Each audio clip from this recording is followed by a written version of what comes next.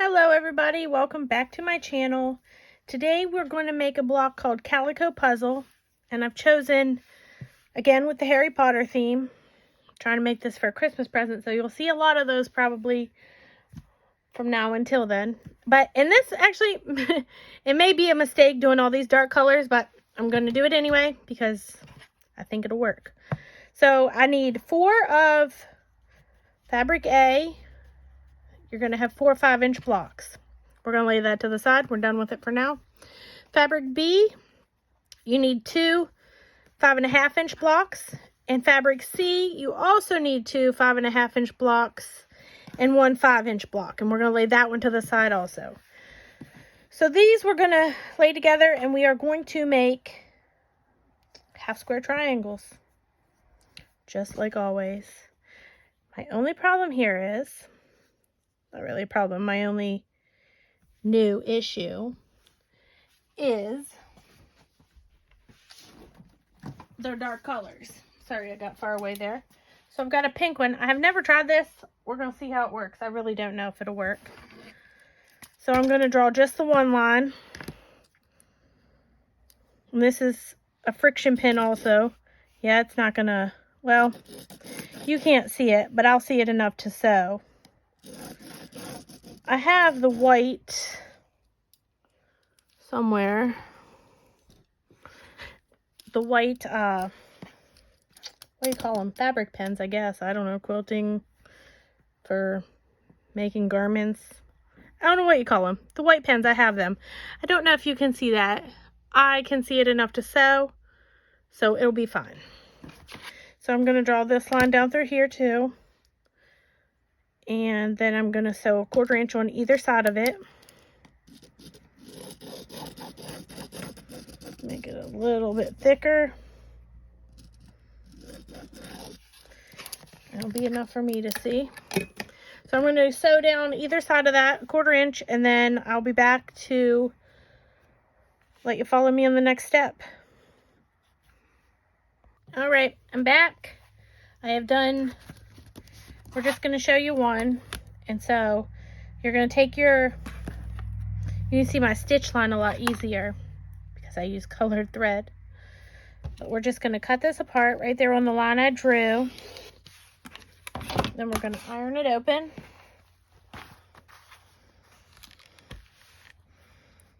Oh, yeah, see? Do be aware of that. The darker fabric, that did leave a white line. So if you're going to write on your fabric with those pencils, I would not write on the front of them, especially on dark fabric, because I was told, I never actually tested it out, but I was told by somebody that it does leave a faint white line, which it did. Okay, so we're just going to trim these down, and to do that, just like always, we're going to line up. Now this is also going to be harder to see, but you could always use this tape. Let me show you this tape. You could put that across that diagonal line so you could see it better. I'm not going to. It's really not as bad as it looks through the camera, I would imagine. I can see it well enough. So I'm going to line it up as close to the edge there as possible. And I'm going to trim those 2 off. You just want little slivers, really.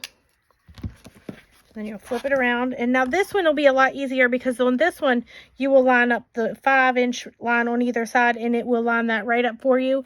So you won't have to try to see it as well. All right, we're going to do one more. Get those out of there. I'm going to go as close as possible to the edge.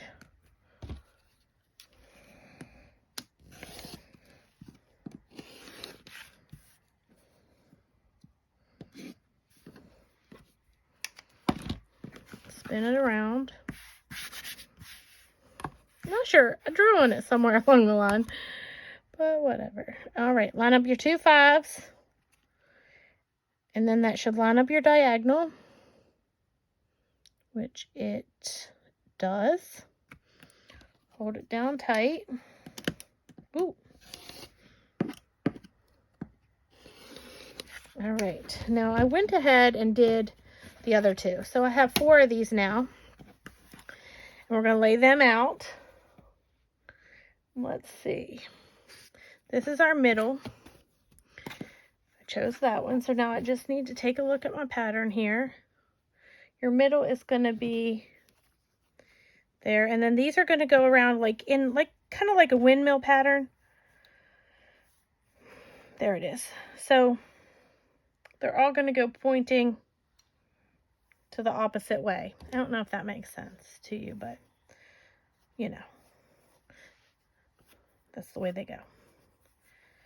So there we go. It will be just like that. So now we're just going to sew our rows together, which would be these two together, these two, and these two.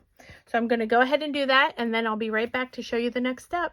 All right, done it. I've sewn them all together.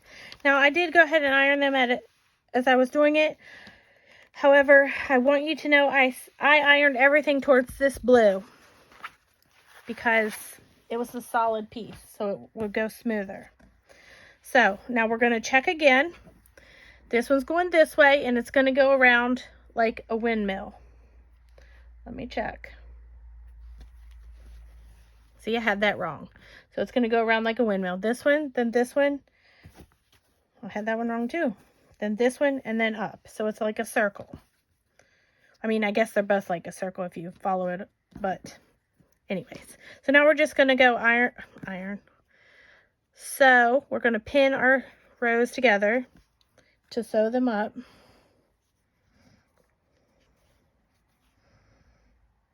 And again, I am a pinner.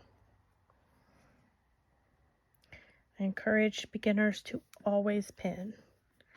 It will save you a lot of heartache. I'm going to go through there. And one at the end. And we're going to flip it open and flip this up and pin this one.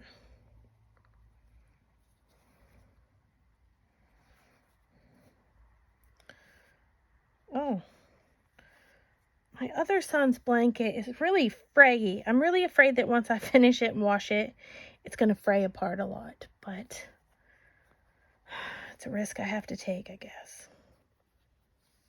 We'll see how it goes. The worst part of that one was cutting all the blocks. It's coming together pretty nicely. I'll show you here. I had no rhyme or reason to it. He said he just wanted it and he didn't care how they went together. So this is what he's getting. Oh, well, there we go. So it's just going to be a bunch of different blocks. He picked 3 fat quarter bundles from Joann's. And it's just going to be like an old man quilt. I think he was born to be an old man. All right, so now I'm going to just sew these two together, and then I'll be back to iron it and show you how it looks. All right, and again, I did iron a little bit because I'm working on my other sons, so we're doing simultaneous. So since I took it away from the sewing machine, I went ahead and ironed it. And I ironed both these towards the middle because the middle is a solid thing, so it's less seams. So there it is. Not too bad, considering it could have been worse. The colors could have been worse. I like it. It's called Calico Puzzle. All right, and it is, well, it's a 14-inch square. All of them for his blanket are 14 inches. So there it is. I hope you like it. I hope you enjoyed the tutorial, and I'll see you in the next video.